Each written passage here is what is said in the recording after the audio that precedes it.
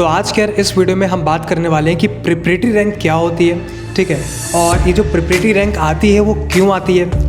Next फिर ये जो प्रिपरेटरी रैंक है, इससे जो कोर्सेज मिलते हैं यानी कि प्रिपरेटरी कोर्सेज, क्या हमें वो लेना चाहिए या फिर नहीं लेना चाहिए, इसके प्रॉस क्या हैं, इसके कॉन्स क्या हैं, तो ये सारी की सारी बातें आज हम इस वीडियो में डिस्कस करने वाले हैं। तो guys, my name is Aman, welcome to our channel bookshelf. आगे बढ़ने से पहले यार एक छोटी सी चीज़, अगर आप एक ऐसे बंदे हो जो कि अपनी जेईई प्रिपरेशन की बुक्स को सेल करना चाहता है या फिर जेईई के लिए यूज्ड बुक्स लेना चाहता है, तो डिस्क्रिप्शन में मैंने गूगल फॉर्म का लिंक दिया हुआ है, जा करके उसको फिल कर देना। फिलहाल के लिए वीडियो शुरू करते हैं। तो सबसे पहले समझते हैं कि आखिर यार ये प्रिपरेटरी रैंक होती क्या है। ये जो प्रिपरेटरी रैंक है वो सिर्फ SC ST और जो फिजिकली हैंडीकैप्ड स्टूडेंट्स होते हैं उनके लिए यार ये आती है, ठीक है। तो जो कट ऑफ डिसाइड होता है रेस्पेक्टिव कैटेगरीज में, ठीक है, उस कट ऑफ को जो पार कर लेते हैं तो उनकी नॉर्मल रैंक्स आती है। बट कई सारे ऐसे लोग होते हैं जो कि इस कट ऑफ को पार नहीं कर पाते।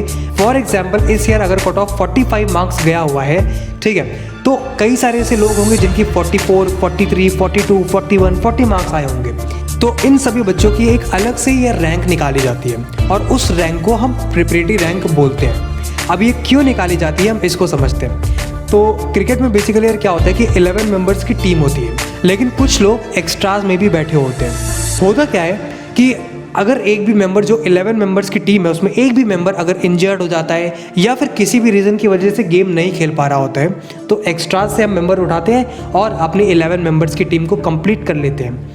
IITs हो या फिर कोई भी यार नेशनल लेवल के इंस्टीट्यूट्स हो, उनका एक मेंटालिटी ये रहता है कि हमें अपनी सीट्स को वेकेंट नहीं जाने देना है। तो होता क्या है कि कई बार इतने सारे रिजर्वेशन के बाद भी IITs की जो सीट्स हैं वो फिल नहीं हो पाती हैं। फॉर एग्जाम्पल, IITs में यार 50 सीट्स हैं, ठीक है, लेकिन जिन बच्चों ने क्वालिफाई किया है वो सिर्फ और सिर्फ 45 ही हैं, ठीक है। तो 45 जा करके तो सीट्स 45 भर लेंगे, लेकिन जो रिमेनिंग 5 सीट्स हैं ये बच जाएंगे।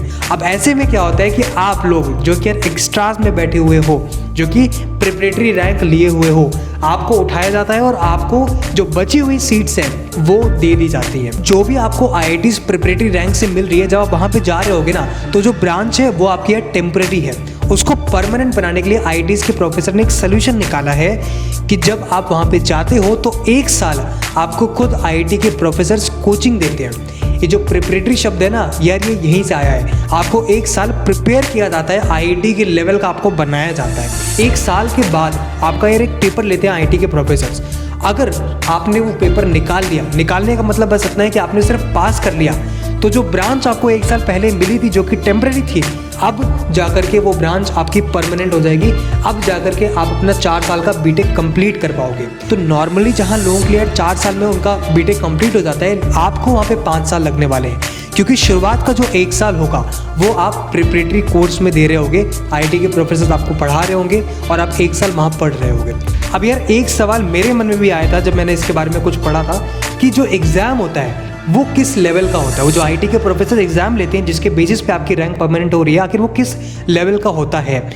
तो इसका मुझे आंसर ये मिला कि यार ये अलग अलग IITs में डिपेंड करता है, क्योंकि अलग अलग IITs में अलग अलग प्रोफेसर्स होते हैं, ठीक है, और अलग अलग प्रोफेसर्स का अलग अलग लेवल होता है। तो जिसका जितना अच्छा लेवल होगा जिस प्रोफेसर का, वो उतना अच्छा पेपर बना पाएगा, ठीक है, मतलब उतना मुश्किल पेपर होगा। तो यार कभी कभी क्या होता है कि जे एडवांस का जो आपका लेवल है उससे भी थोड़ा सा ऊपर पेपर बन सकता है, लेकिन कभी कभी थोड़ा सा उससे नीचे भी बन सकता है। तो इसकी पॉसिबिलिटी है। नाउ इसी के साथ अब हम डिस्कस करते हैं कि आखिर इसके pros as well as cons क्या है। प्रॉस यार बड़ा सिंपल सा है कि आपको खुद IIT के प्रोफेसर आकर के पढ़ा रहे हैं। अगर आप सच में यार पढ़ने में इंटरेस्टेड हो तो काफ़ी आपको मज़ा आने वाला है। प्लस दूसरी चीज़, आपको कोई भी यार फीस नहीं देनी पड़ रही होगी, सिर्फ शायद थोड़ा सा हॉस्टल और इन सब का जो फीस रहेगा वो बस आपका रहेगा। ट्यूशन फीस वगैरह SC ST PWD के लिए नहीं होती है। अब कॉन में यार एक चीज़ ये आती है कि जो आपका IITs में माहौल होता है, मतलब IITs नहीं, कॉलेजेस का जो माहौल होता है वो यार थोड़ा सा पढ़ने के लिए फेवरेबल नहीं होता है। मतलब कि अगर आप उतना मोटिवेटेड नहीं हो तो आप कॉलेज के माहौल में यार थोड़ा सा मिल जाओगे, और अगर आप वहाँ पे मिल गए उन लोगों के साथ जिन्होंने जे एडवांस निकाल लिया है, ठीक है, उनकी ब्रांच कंफर्म है, तो हो सकता है कि आप अपने एग्ज़ाम को भी क्रैक ना कर पाओ। और जो आपका एग्ज़ाम होने वाला है 1 साल बाद, अगर आप यार वो पास नहीं कर पाए तो आपको IITs यार बाहर फेंक देती हैं, ठीक है।